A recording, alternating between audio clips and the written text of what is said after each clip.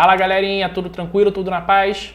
Vamos para mais uma aula e conforme prometido para vocês, hoje nós estamos finalizando o nosso assunto de botânica, beleza? Então hoje a gente vai ter a nossa última aula. Eu fiz um mix de vários assuntos que a gente tinha pendente ainda sobre botânica, dentro dessas classificações não, dentro desse assunto de histologia, movimento vegetal e tal, e é por isso que a nossa aula hoje ela vai estar baseada no assunto movimentos vegetais e pigmento fitocromo. E dentro desse assunto, eu vou ainda incluir um pouquinho sobre os outros hormônios que ficaram pendentes para ser falados, mas a gente também não tem muito o que falar sobre esses hormônios, não. Eles são bem simples, é um assunto um pouco curto, é mais direcionado mesmo à real função daquele hormônio e ponto final. Mas não vamos desesperar, não. É para a gente finalizar, então vamos finalizar hoje, e aí a gente vai dar então início aos movimentos vegetais. Continuação dos movimentos vegetais, por isso eu botei parte 2 aí. Por quê? Nós já falamos sobre movimentos vegetais, certo? E nós, nos movimentos vegetais, eles são divididos em duas partes. Lembra que nós falamos? Uma é o movimento de curvatura, ou então movimento de crescimento, certo? Ou então o movimento de locomoção, beleza? Mas para a gente falar sobre o movimento de curvatura, em primeiro lugar, nós precisamos entender que eles são divididos em dois: o tropismo e os nastismos, certo? Tropismo nós já falamos naquela primeira aula de movimentos vegetais. Lembra tropismo? Tigmotropismo, fototropismo, quimiotropismo, isso daí a gente já falou. Hoje nós vamos falar um pouquinho sobre os nastismos e depois falaremos um pouco sobre os taquitismos, beleza? Os nastismos, em primeiro lugar, nós temos 4 tipos de nastismos. Primeiro, o fotonastismo. O que a gente precisa primeiro entender sobre nastismo? O nastismo é basicamente a mesma coisa que o tropismo. É um movimento de curvatura, é um movimento de curvatura da planta. Porém, no tropismo, esse movimento se dá em direção a um agente excitante. Lembra? A luz, por exemplo, do girassol, que vai girar em direção ao sol, que não sei o que, blá, blá.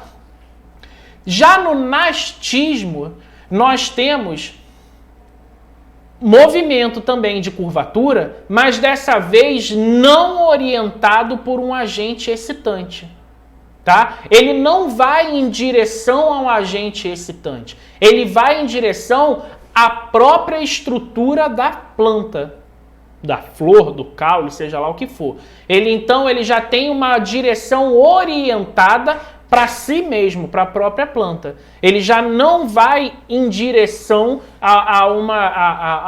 ao agente excitante, por exemplo, a luz ou seja lá o que for. Primeiro eu já coloquei aqui, por exemplo, o fotonastismo. Então no fotonastismo eu tenho um movimento de curvatura que acontece quando a planta está em contato com o sol, com a luz, mas não em direção à luz. O exemplo que eu coloquei aqui dessa flor é a flor que a gente conhece como dama da meia-noite. No fotonastismo, né, nesse caso aqui, a dama da meia-noite, ela vai florar, né, ela vai surgir, vai abrochar, vai abrir as suas pétalas em direção à corola. O que é a corola? É o conjunto de pétalas da flor. Então, por exemplo, ela vai fazer a curvatura para dentro da corola. Por quê? Porque ela esteve em contato com luz. Ela não está indo em direção à luz. Ela está agindo, curvando devido à luz, mas não para a luz. Tá? Então a sua orientação não é para o sol, não é para a luz. É para o quê? Para a parte interna dela, para a corola, para a base da flor.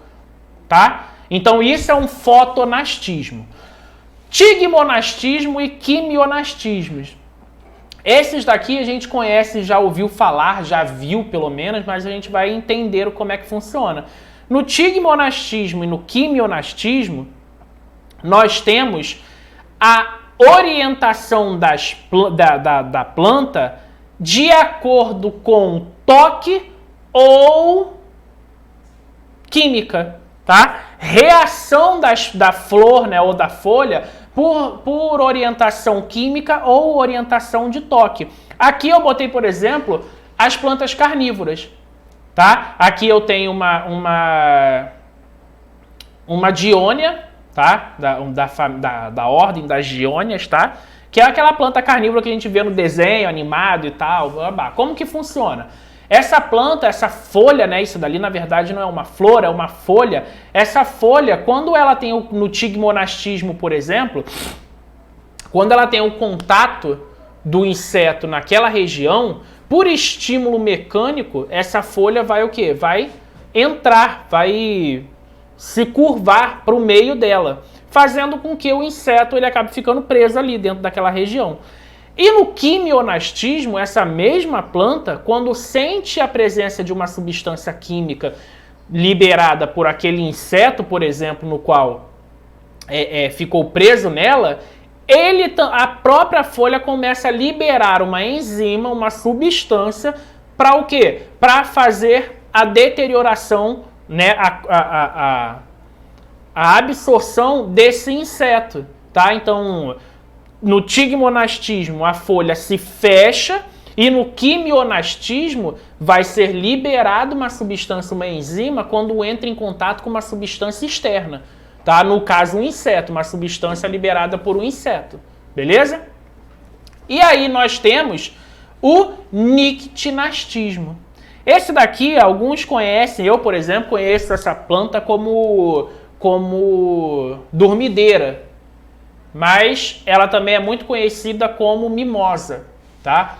A mimosa, ela é uma plantinha conhecida, obviamente, como eu falei, como um nastismo chamado de nictinastismo, que o que é? É uma variação, uma transformação, não uma transformação, uma variação que a estrutura dessa planta sofre a qualquer contato do meio externo.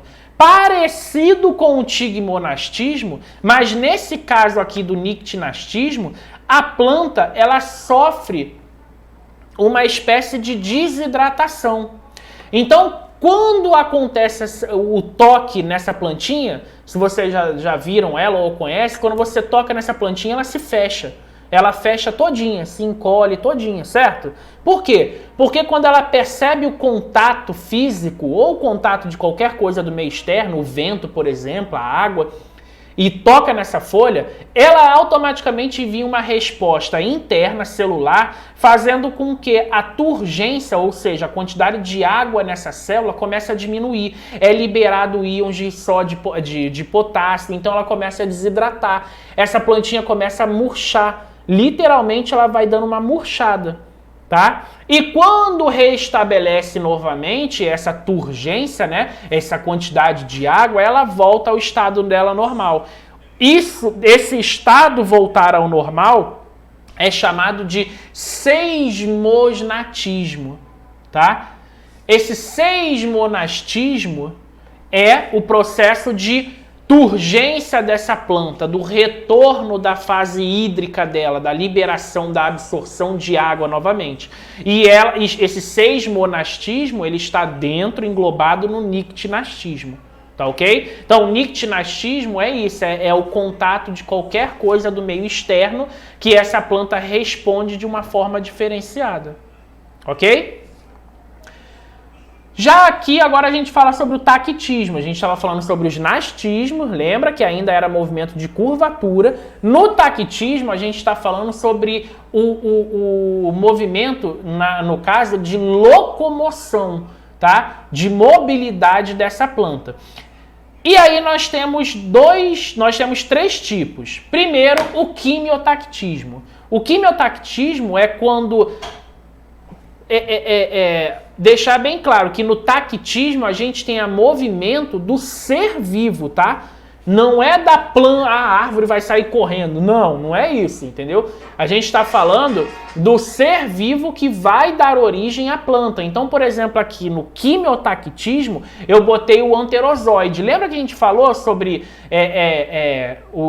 a forma de procriação, de desenvolvimento das briófitas e pteridófitas? Então aqui, ó, por exemplo, no quimiotactismo a gente tem o anterozoide. O anterozoide das briófitas, ele é liberado aonde? Na água. As briófitas estão quase sempre em local submerso, com água, né? Então os anterozoides vão para a água para quê? Para irem em busca da oosfera, para poder rolar a fecundação. Só que para ele ir em busca, ele não tem cérebro. Opa, tô na água, agora tem uma oosfera, vou procurar. Não, ele reage por estímulo químico, ou seja, quimiotactismo. Porque a oosfera, quando está na água, ela libera uma substância que estimula o anterozoide a ir ao encontro da oosfera. Tá? É como se a oosfera fizesse uma trilha de substância e o anterozoide vai ali, ó, atrás daquela trilha, até encontrar a oosfera e acontecer a fecundação. Tá? Então esse é o quimiotactismo, é o movimento do ser vivo baseado em substância química. Nós temos o aerotactismo. O aerotactismo é um meio bem clássico que a gente coloca, que são as bactérias aeróbias, ou seja, aquelas bactérias que sobrevivem por meio de moléculas de oxigênio. Elas vão estar sempre num local onde tem a presença da molécula de oxigênio. Tá? Isso é um estímulo aero, ou seja, estímulo por oxigênio. Beleza? E o fototactismo, que o próprio nome já diz, do foto é de luz, é a movimentação do ser vivo baseado na luz. Esse exemplo que eu coloquei aqui são os cloroplastos, por exemplo.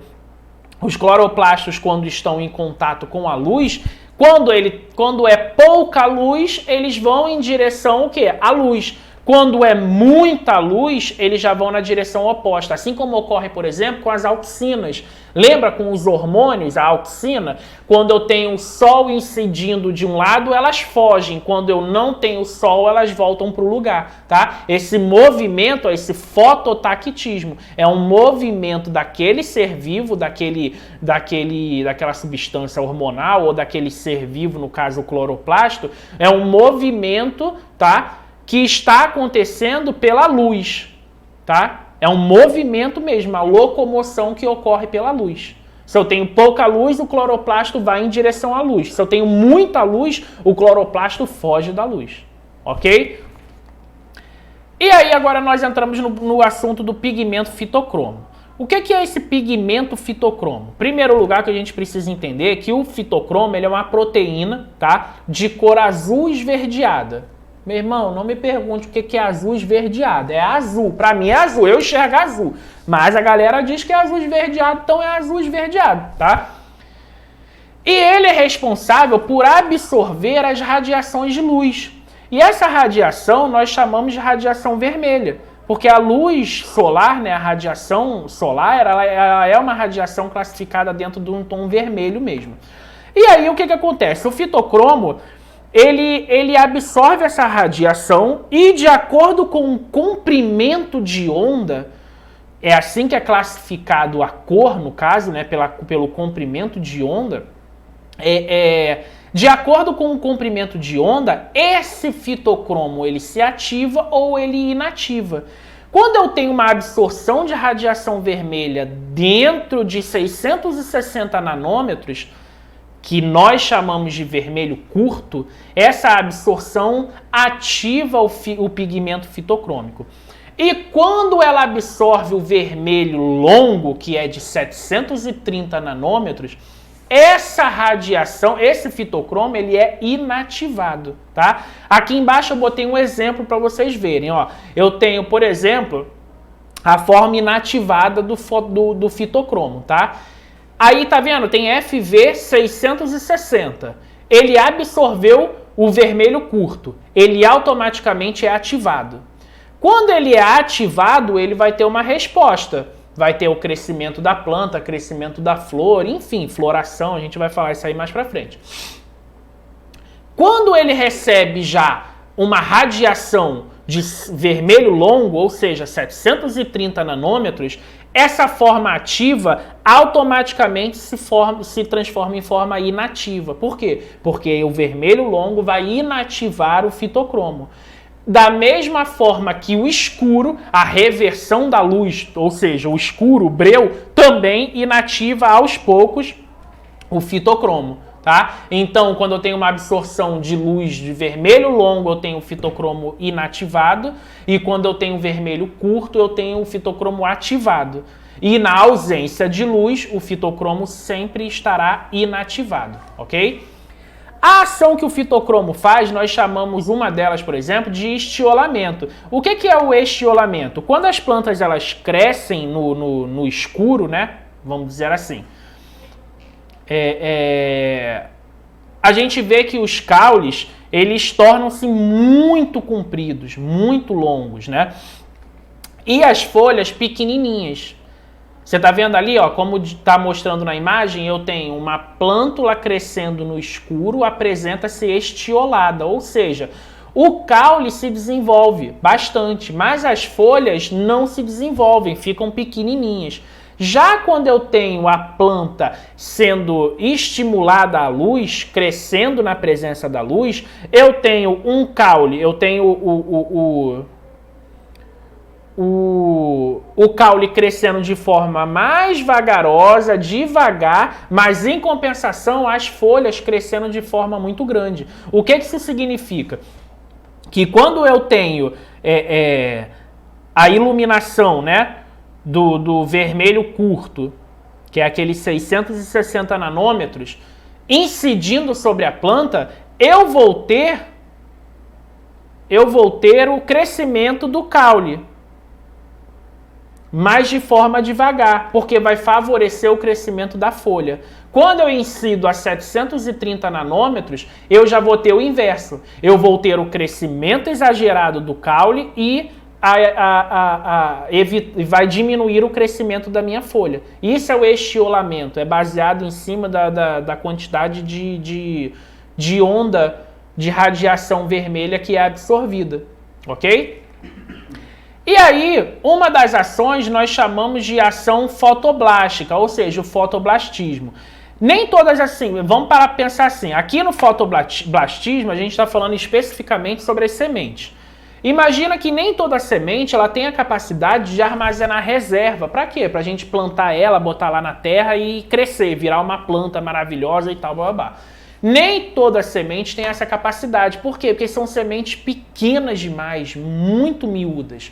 Um exemplo dessa semente, que provavelmente às vezes você nem sabe, mas alface. O alface tem semente.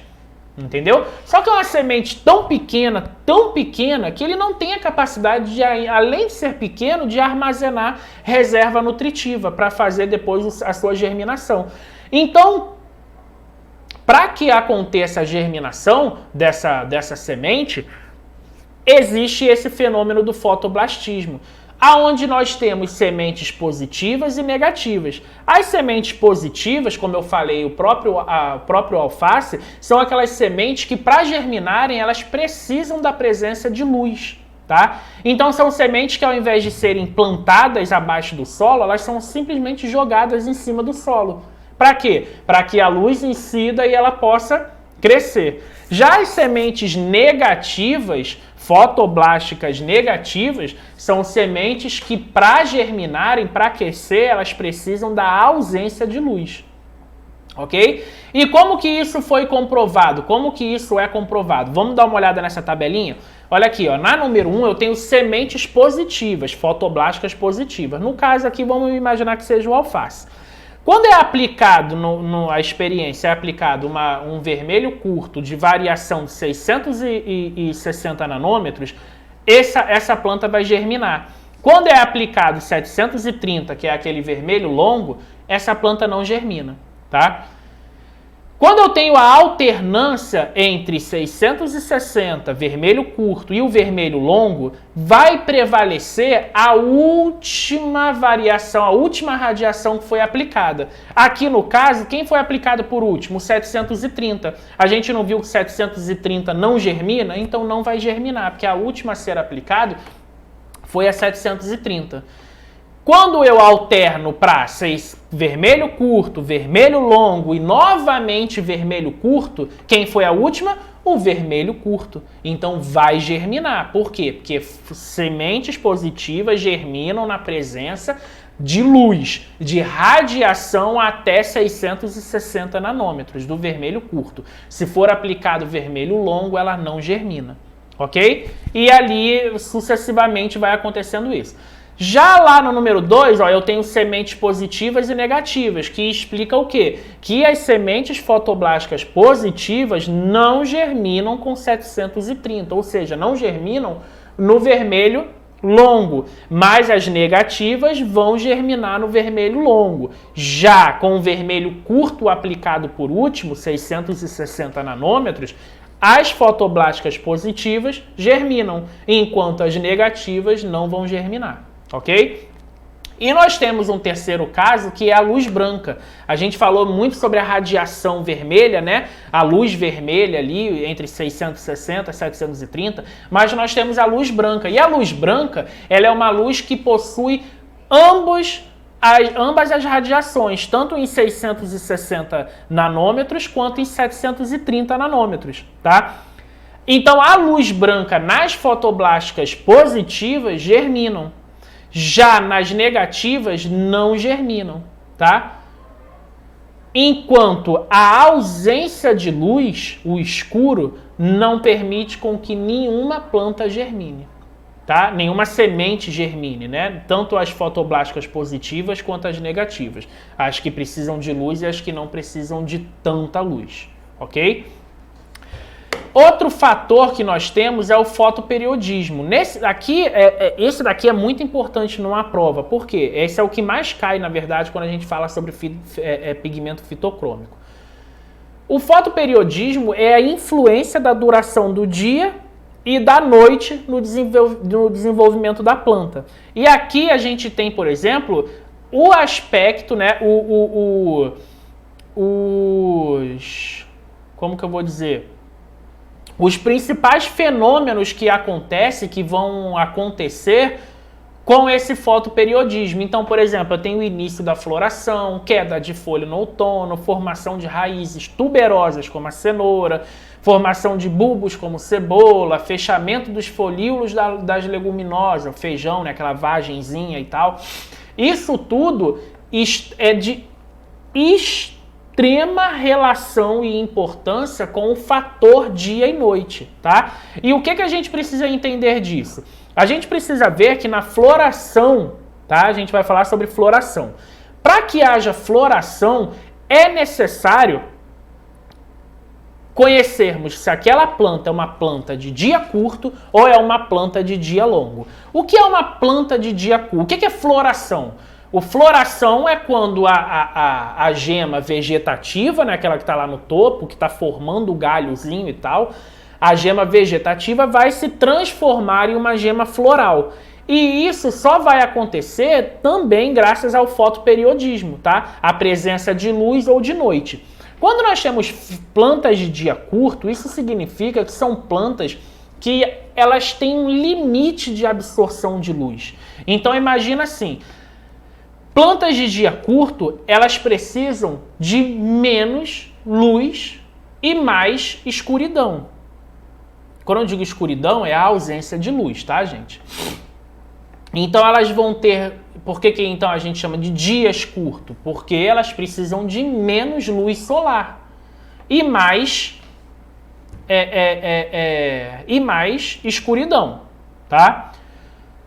O que é plantas de dia longo? Já é o contrário. Eu tenho plantas que precisam de mais tempo de luz solar e menos tempo de escuridão. Então olha ali no esquemazinho, ó. Eu tenho um limite. Foi aplicado ali na planta de dia curto 20 horas de luz. E depois foi sendo reduzido, ó, da direita para a esquerda. Foi sendo reduzido. A planta de dia curto, ela começou a florir com 14 horas. E para menos. Quanto menos luz incidindo sobre ela, melhor era a floração. Já nas plantas de dia longo, já era o contrário. Quanto mais luz incidindo, mais tempo de luz incidindo, maior seria a floração dela. E existem também aquelas plantas que nós chamamos de indiferentes, que são plantas que vão crescer tanto com muita luz quanto com pouca luz. Uma coisa que a gente vai ver mais à frente é que não pode haver a interrupção dessa iluminação, tá? Então, se eu tenho uma planta de dia curto, ela vai ficar, por exemplo, ela tem que ficar 8 horas de luz para poder florescer e o restante de escuridão. Se no meio daquela escuridão aparecer luz, automaticamente vai ser cancelada aquela floração, digamos assim, né? A floração vai ser inativada, porque o fitocromo vai inativar a floração, ok? E nós temos aqui o florígeno, só para vocês entenderem o que é o florígeno. O florígeno, ele é um hormônio que vai induzir essa floração, né, na planta. Esse florígeno, ele é específico, né, na maioria das plantas. A maioria desses hormônios são desconhecidos, ainda não foram isolados para poder saber. Mas existem plantas que têm o seu florígeno, o seu hormônio conhecido, como por exemplo, no abacaxi, lembra que a gente falou lá do abacaxi, do crescimento? O florígeno é a auxina e o etileno, que a gente vai colocar aqui mais à frente, tá? Já em outras, como por exemplo a cenoura, né, que é esse tubérculozinho, nabo, rabanete, o florígeno já vai ser outro hormônio que a gente conhece como giberalina, que a gente vai falar um pouquinho mais pra frente. O que é que comprova nesse florígeno? Você vê, olha, olha a imagem, uma única folha, ela recebeu o fotoperíodo e a planta floresceu. Isso explica, deixa bem claro que a floração, né, do fotoperiodismo não é necessário em toda a planta, ela é ativada na folha. Então eu posso, por exemplo, iluminar o caule, a raiz, nada vai acontecer, porque quem faz a absorção da luz é a folha, já que só uma folha foi irradiada e a planta floresceu. Da mesma forma, eu peguei uma planta, irradiei ela toda, por completo, de luz solar. Peguei uma folhazinha dessa planta e enxertei em outra planta, ou seja, implantei em outra plantinha, que não tinha recebido luz solar. Só por aquela planta que não recebeu luz solar ter recebido uma folha que recebeu, ela florou. Entendeu? Se ela não tivesse recebido nada de luz e não tivesse recebido esse enxerto de folha, ela não teria florado. Por quê? Na escuridão não existe a floração. Mas como ela recebeu uma folha implantada nela, que essa uma folha tinha sido irradiada com luz solar, houve a floração, beleza? Então o florígeno é só para vocês entenderem que ele é o hormônio que dá origem à floração das plantas, ok? Aqui, olha, eu deixei essa tabelinha para vocês entenderem melhor essa questão do fotoperiodismo, tá? Então, ó, eu tenho plantas de dia curto que vão florescer com 8 horas. Então, ela tem um dia curto e uma noite longa. As plantas de dia curto florescem, as de dia longo não. Já nas de dia longo, eu tenho flores, planta de dia curto não vão florescer e as plantas de dia longo vão florescer. Porque eu tenho dia longo e uma noite curta, já é o contrário, entendeu? E aqui, que nem eu falei para vocês, ó, a interrupção do período noturno. Quando eu tenho uma planta de dia curto e ela recebe as 8 horas de luz necessária, ela teoricamente iria florescer, porque o restante vai ser escuro. Mas quando acontece um flash, ali um intervalo do escuro que foi iluminado, automaticamente é inativado. Então aquelas plantas de dia curto já não vão mais crescer, porque houve o quê? Uma interrupção daquele período noturno. Já a planta de dia longo vão florescer, porque receberam um pouco mais de luz. Tornam-se assim, então, um dia um pouco mais longo e uma noite menos curta. Beleza? E aqui, gente, eu vou deixar essa tabelinha aqui para vocês. Não preciso falar, essa tabelinha é autoexplicativa, que é aqueles hormônios que eu falei para vocês que estava faltando aqui, tá? Esses hormônios aqui são outros tipos de hormônios, como as auxinas, que vão agir, tá? Diretamente na planta. Por exemplo, eu tenho aqui a giberalina. A giberalina, ela vai acelerar crescimento de caule, da folha, de fruto, vai induzir germinação de semente, vai induzir a floração de planta, vai quebrar o nanismo, né? As plantas que são pequenininhas vão se tornar maior, vai desenvolver melhor. Então esse hormônio é o hormônio que a gente chama de hormônio de crescimento, que vai desenvolver o crescimento da planta quase que por um completo. O etileno já é um hormônio responsável principalmente pelo amadurecimento dos frutos. E a senescência de flores, frutos e folhas. O que é senescência? Senescência é o envelhecimento, tá? Então, olha aqui, ó, já fizeram uma experiência? Pega, por exemplo, uma banana, um cacho de banana. A banana, você pega ela verde. Ela, depois que você arrancou da árvore, ela vai amadurecendo. Amadurece. Por quê? Porque ela libera esse gás. O hormônio etileno, que é um gás, ele é liberado da planta. Quanto mais liberação de etileno, mais maduro o fruto se torna. E esse etileno, esse gás etileno, ele é inibido em baixa temperatura. Por isso que, por exemplo, você comprou banana. Aí, se você pegar a banana e deixar do lado de fora para ficar amarelinha, ela vai com o tempo, em 2 dias, 3 dias no máximo, fica amarelinha. Se você deixar mais um dia, ela fica preta, porque amadurece demais. Ela envelhece, senescência de fruto, vai envelhecer. Agora, se você pegar e guardar na geladeira, ela vai durar mais tempo amarelinha. Por quê? Porque a baixa temperatura está inibindo a liberação do etileno, que é um gás, um hormônio que vai realizar o amadurecimento do fruto. Ok?